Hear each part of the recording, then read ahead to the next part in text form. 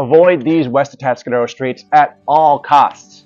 There are some really bad roads in Atascadero. We're talking narrow, winding, and steep. We're talking potholes, dirt, and gravel.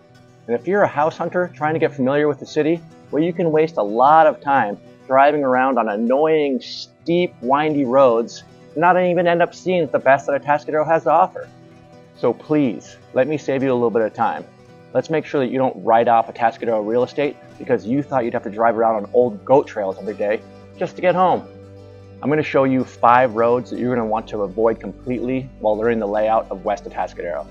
And make sure to stick around to the end of this video where I'll show you 2 efficient and yet beautiful driving routes, avoiding all the gravelly, dirt, and potholed roads, and really see the best that Atascadero has to offer. All right, let's go. So here they are, the worst of the worst roads to travel on while getting to know West Atascadero. First up is Escondido Road. Now GPS might send you on this route if you're traveling from Paradise Valley on up into Three Off Meadows, but don't do it. It's not going to get you from point A to point B any more quickly. It gets really steep and narrow up at the top, has some big potholes, drainage problems, and I've had clients rule out this entire neighborhood just because they thought that this was the main access. Just say no to Escondido Road. Of course, there are some really beautiful, magical properties on this road, but it's not a route to travel on just when you're trying to get to know the area. It might lull you into a sense of complacency as you turn from San Gabriel Road and start winding your way through, looking at all the beautiful valleys and meadows, but just say no. San Fernando is next. Now really, San Fernando is not that bad, but when you leave Monterey Road and start traveling up into the hills, it does get narrow and curvy pretty quickly. It really feels more like a private driveway than it does a city street. It really is a great road to live on, especially if you're looking for privacy in a dense oak forest, but you're not going to get so many of those views, and it's really just not the best commuter road. Lovely, lovely, lovely area of town, but if you're not coming here specifically, I'd say stay away. Okay, our third road. If you're looking for a great road for short, steep hill intervals for running, well, Alturas Road is going to be the one for you. Now, if this is your first time visiting Atascadero and you turned up Alturas Road, might be a little on the abrupt side. If every road was like this in Atascadero, we'd be in trouble. Now, really, it's not that bad. It's actually really well maintained, wide, and the steep section is just short, right when you make that left-hand turn coming up into the hills. And if you are looking at a property specifically on Alturas, you're probably going to be finding a quintessential beautiful oak-studded properties. It really is awesome up here. So don't count it out as a road to live on, but if it's your first time visiting, maybe take a different route. Okay, we've made it to number 4, San Gregorio. Now, San Gregorio has some of the most beautiful views in all of Atascadero, but it takes a long time to get up here. There are a number of hairpin turns, and even the dreaded 5-mile-an-hour hairpin turn, which you don't see hardly anywhere. Now, if you're looking for a fun place to go on a bike ride, I've ridden this so many times I can't even count it. It's an amazing, fun ride. So if you're into bikes, give it a shot. Anyway, the views up here are outstanding, and if you do want to take the time, then it's great. But it's going to take you quite a while. Take it slow. 10-mile-an-hour turns, 5-mile-an-hour turns, and you're just going to have to take it easy, take your time. Probably it's worth it, but in the end, there are better ways to get up to the top of the West Hills of Atascadero. Okay, our 5th and final road to avoid in West Atascadero is Balboa, and it's a doozy. It covers a lot of ground.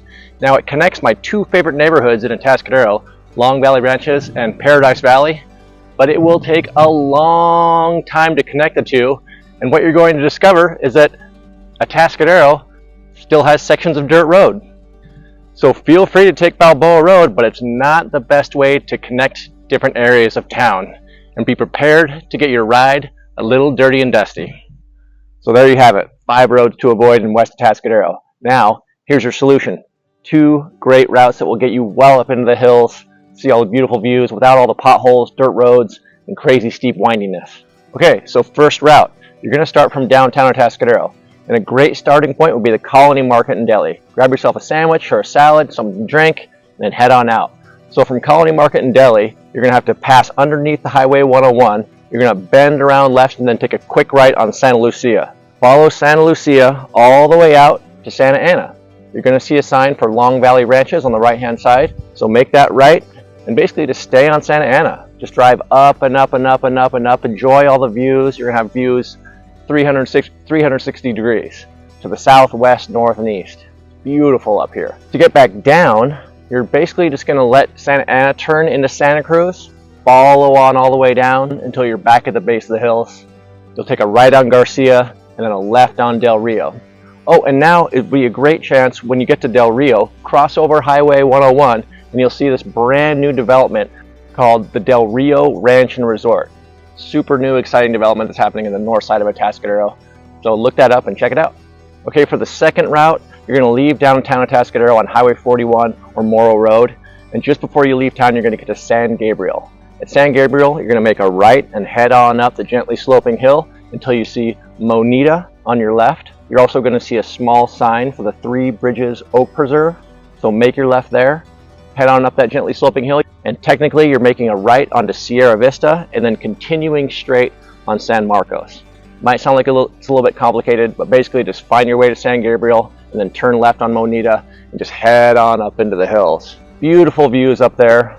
And then once you get up towards the top, you're going to have a decision to make. Either you can make a left on Los Altos and head right back down to Morro Road and find your way back to town relatively quickly, or you can continue on further up San Marcos until you get to the Oak Ridge Estates development. This is a great place if you want to go check out new construction or land available for sale. From there, you can head down the brand new road Senegal, which will eventually get you out to Santa Lucia again and Paradise Valley. Now, this route is going to take you quite a bit longer than cutting back on Los Altos, but if you're looking for new construction and incredible views to the north, then take the extra time. From Senegal, you'll end up right back out at Santa Lucia again, take a right, head right back to town.